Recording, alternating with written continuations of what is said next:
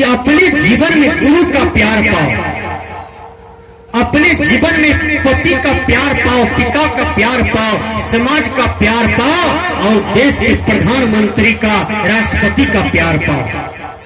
राष्ट्रपति का प्यार यदि मिलेगा तो आपको बहुत सुंदर ग्रंथ राष्ट्रपति देकर करके आपको सम्मानित करते हैं। इसी को कहते हैं राष्ट्रपति का प्यार। विचार कीजिए, वो काम करके दिखाना होगा। देश के प्रधानमंत्री आपका नाम लेकर के संबोधित करे, इसको कहते हैं देश का प्यार। समुच्चा देश आपको प्यार देंगे। लेकिन सबसे सच्चा प्रेम प्यार होता है गुरु का। मैं बता देता हूं, एक छोटा सा बच्चा है लव और कुश। लव कुश को कौन सा प्यार मिला था? उसको गुरु का प्यार मिला था। और गुरु ने इतना सुंदर बनाया उन दोनों बच्चा को कि अपने भरत चाचा को, लक्ष्मण चाचा को, शत्रुघ्न चाचा को और हनुमान जी को, सुग्रीव जी को, सबको मूर्छित कर दिया, सबको धराशाही कर दिया। एक छोटा छोटा बच्चा, उसको कौन सा प्यार मिला, कौन सा ज्ञान मिला? तो गुरु का मिला था।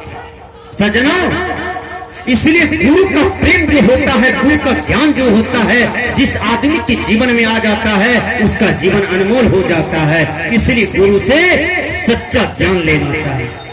वो ज्ञान क्या है मैं बता देता हूं। ये देखिए, जवान जवान बेटियां पंडाल में भी बैठी है, जवान जवान बहन है। आपको खाना बनाने किसने सिखाया? भोजन बनाने किसने सिखाया? चलना किसने सिखाया? बोलना किसने सिखाया? कपड़ा पहनने के लिए किसने सिखाया? आपके हाथ में जो इतनी गुण कला है, ये किसने सिखाया? आपकी मां ने आपको सिखाया, आपके पिता ने आपको लालन पालन किया। विचार कीजिएगा, आज आपके यहां एक देवी है, उसका नाम है माता दुर्गा। माता दुर्गा कौन है जानते हैं? माता दुर्गा 10 हाथ की जो मां है उसी को दुर्गा कहा जाता है। लेकिन 10 हाथ क्या है? वो मां दुर्गा के पास 10 हाथ कैसे आया? हर नारी को 2-2 हाथ है, माता दुर्गा को 10 हाथ है। ऐसा क्यों हुआ जानते हैं? आपके पास दो हाथ है, ये 2 हाथ है, दोनों हाथ में जो लूड़ दिया, कला दिया, वो काम है मां का। मां का जो लूड़ कला ढंग है वो मां जी ने आपको दिया। तो मां का दोनों आशीर्वाद बेटी पर पड़ जाता है।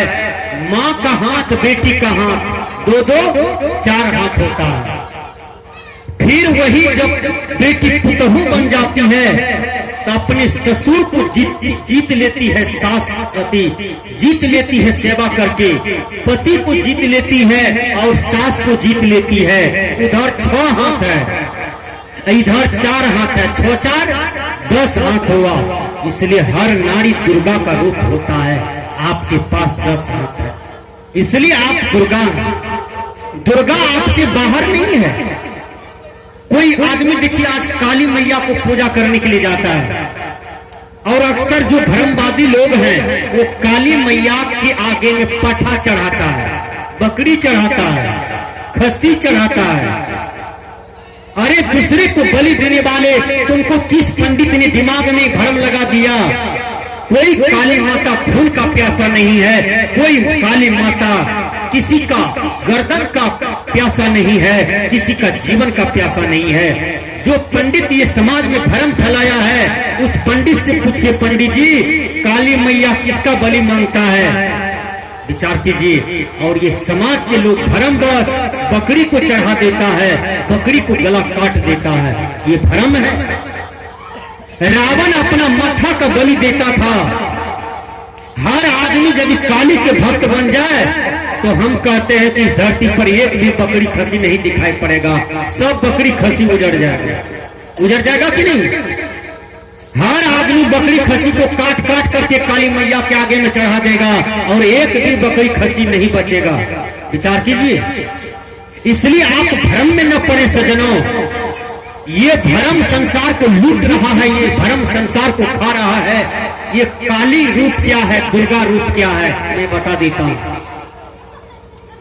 जिस माता को क्रोध ज्यादा है, मैं बता देता हूं, जो माता बहन अपने पति से लड़ाई करे, सास से लड़ाई करे, ससुर से लड़ाई करे, बेटा बेटी से लड़ाई करे और एक दिन लड़ते लड़ते एक दिन जहर पी के मर जाए गुस्सा से, यही काली रूप होता है, यही चंडाल रूप होता है। काली कहीं बाहर नहीं है, काली मैयो भी आप ही लोग हैं। यदि आपको ज्यादा गुस्सा है, क्रोध है, तो आप काली रूप हैं। और जिस माता बहन के अंदर में गुस्सा नहीं है, जिस माता बहन को एकदम अंदर सुंदर है, बाहर सुंदर है, दिल सुंदर है, मन सुंदर है, इंद्रियां सुंदर है, वो माता दुर्गा का रूप होता है, वो बहन दुर्गा का रूप होता है। इसलिए अपने अंदर से क्रोध विकार को हटा लो, क्रोध विकार ही काली रूप होता है। इसलिए काली माँ न बनो, आप दुर्गा माँ बनो। दुर्गा माता का रूप भी अच्छा लगता है तो लोग दशहरा में 10 किलो मिठाई भी चढ़ाता है दुर्गा मैया को। रूप जो अच्छा लगता है, मन जो अच्छा है, तन जो अच्छा है, इसलिए काली न बनो, दुर्गा बनो। दुर्गा रूप अच्छा होता है, दुर्गा माता का मन अच्छा है, तन अच्छा है, इंद्रियां अच्छा है, इसलिए हर माता बहन दुर्गा का रूप होता है। आपसे कहीं बाहर कोई देवी देवता नहीं है। इसी संसार में यही मानव देवता बनता है, यही मानव कर्म करके भगवान बन जाता है, यही मानव कर्म करके देवी देवता बन जाता है, और बाहर कोई देवी देवता नहीं है। विचार कीजिए, एक छोटा सा बच्चा था, कहानी कह देता हूं, बहुत सुंदर कथा है। वो बच्चा बड़ी नटखट था। माँ कह दिया, बेटा रे, तुमको जब मिठाई खाने का मन हो जाए, जलेबी खाने का मन हो जाए, चॉकलेट खाने का मन हो जाए, तो तू कह देना कि मम्मी जी हम गीत गाएंगे, तुमको हम गीत गवा देंगे, समझ जाएंगे। लोग भी कहेगा बच्चा बढ़िया है। वो लड़का को लग गया लेटरिन, माँ गई थी सत्संग में, पंडाल में बैठी थी, लोग सब भीड़ भाड़ था। बच्चा जोर से कहता है, मम्मी जी हम गीत गाएंगे। कहा चलो गवा देते हैं। अगल बगल में जो माँ सब था ना, कल के देखा बच्चा कितने बढ़िया से कहे गीत गाएंगे। कल को कहा कि चलो गवा देते हैं। उधर गया, कल के क्या बात है, बोलो अब। कल के हमको लेटरिन लगा है जोर से। कल के चलो उधर करा देते। बच्चा को ले गया, लेटरिन करा दिया। वो बेचारी देखा इधर उधर, कहीं कुछ नहीं, सोचा क्या करें, लेटरिन को कैसे फेंकें, कोई है नहीं यहाँ। 2 कोबा मट्टी उस पर रख दी। 2 कोबा मट्टी जो रख दिया ना, पीछे से एक लड़का जा रहा था दही बेच करके बाजार से। लड़का को उस दिन घाटा लगा होगा दही बेचने में। वो 2 कोबा मट्टी जो दे रही थी पैखाना पर, तो लड़का मोटरसाइकिल रोक दिया। वो सोचा कि लगता है कोई देवता है, इसलिए तो मट्टी दिया है। वो भी 2 कोबा मट्टी दे दिया, उसी लेटरिन को प्रणाम करके आगे बढ़ गया। पीछे से एक आदमी आ रहा था गाड़ी बांध।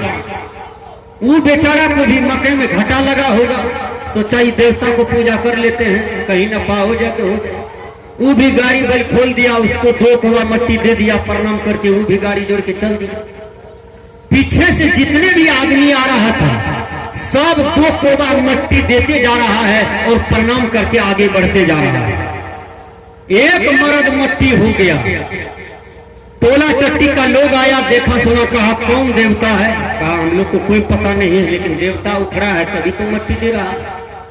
बाहर गांव का लोग एक कोबा मट्टी देना शुरू किया, वो भी प्रणाम करके घर चल दिया। 10 गांव का लोग आया, मट्टी दे रहा है, प्रणाम कर रहा है। नेपाल तक का लोग आ गया, बहुत दूर दूर का लोग आ गया। ढोलक हारमोनियम लेके गीत गा रहा है, आगे में मट्टी दे रहा है, प्रणाम कर रहा है, जा रहा है। मिठाई चढ़ाने लगा लोग।